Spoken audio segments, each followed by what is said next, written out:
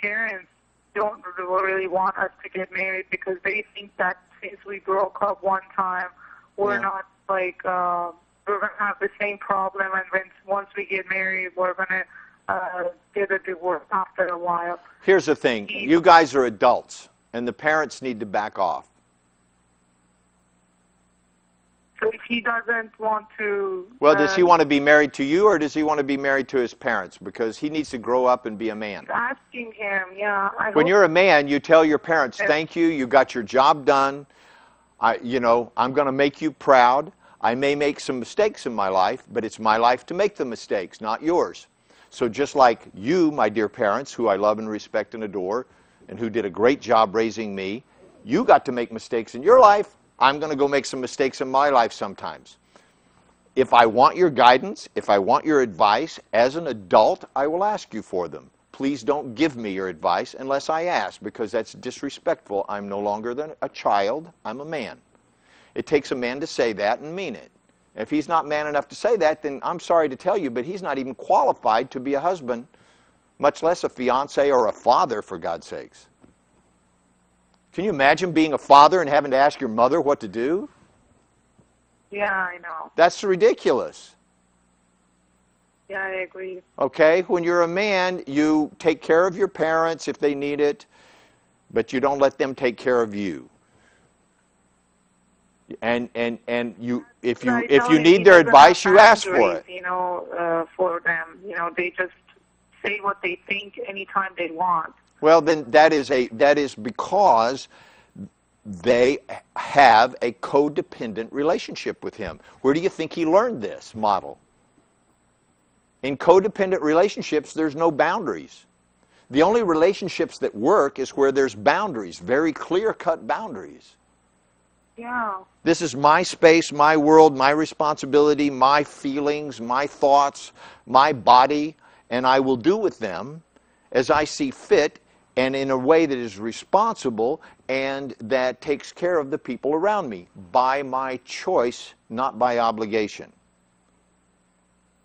And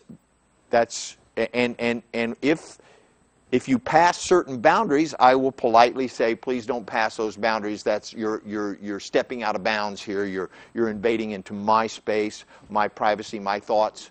If I invite you in, that's one thing. But if you just push into my space, then it constitutes a form of what I call social rape.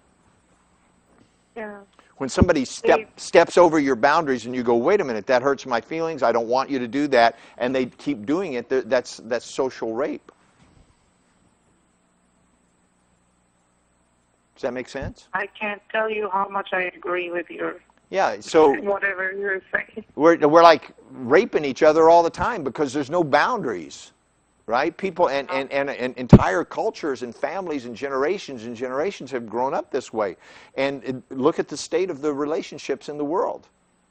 The state, marriage as an institution is completely falling apart because people don't establish good boundaries.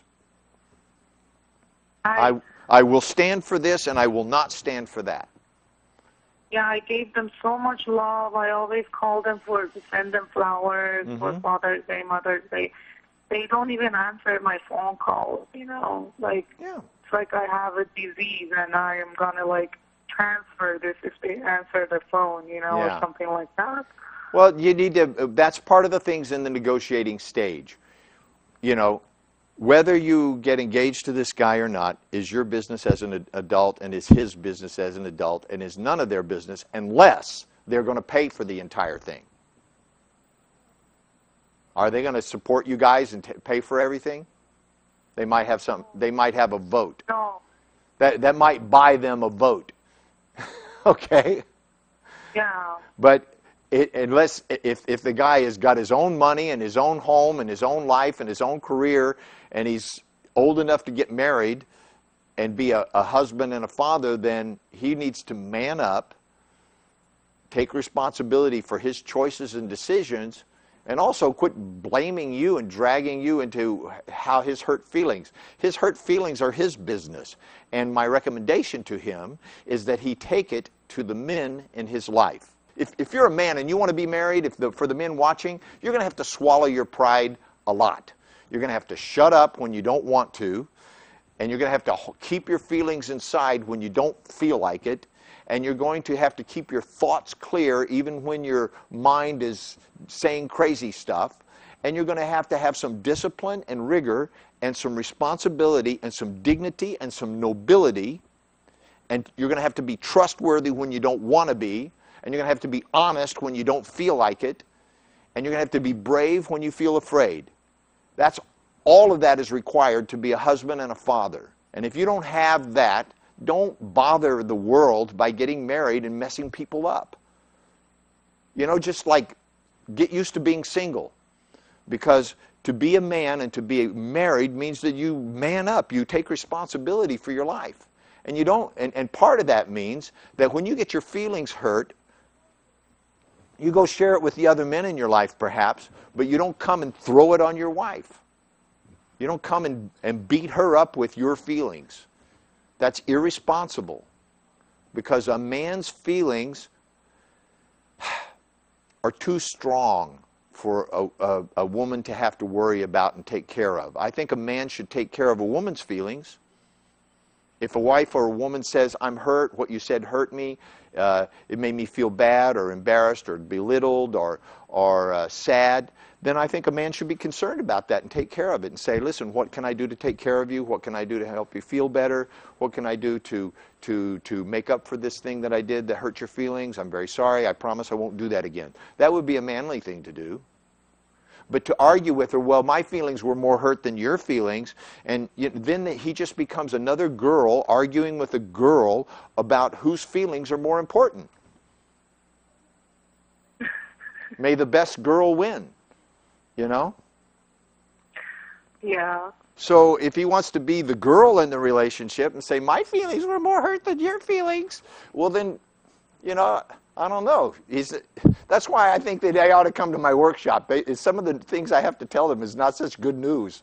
But I'm telling you, gentlemen, just because you get older, just because you get 30, 40, or even 50 years old, doesn't make you a man. Getting hairy and big doesn't make a man a man. The distinctions that define manhood are internal distinctions, and I can tell you that they're designed around an innate quality that men have in them that we often forget because we stay with our mothers too long sometimes. But those qualities are surrounded around duty, honor, and integrity. About doing what needs to be done because that's what supports the most people. That's what being of service means. And that's what being noble means. Having honor means. You know, honor can't be found. If you look around, you won't find it anywhere. If you look inside, there's, you know, if we open you up, there's no honor in there. Honor can't be found, but it can be lost. You can lose your honor.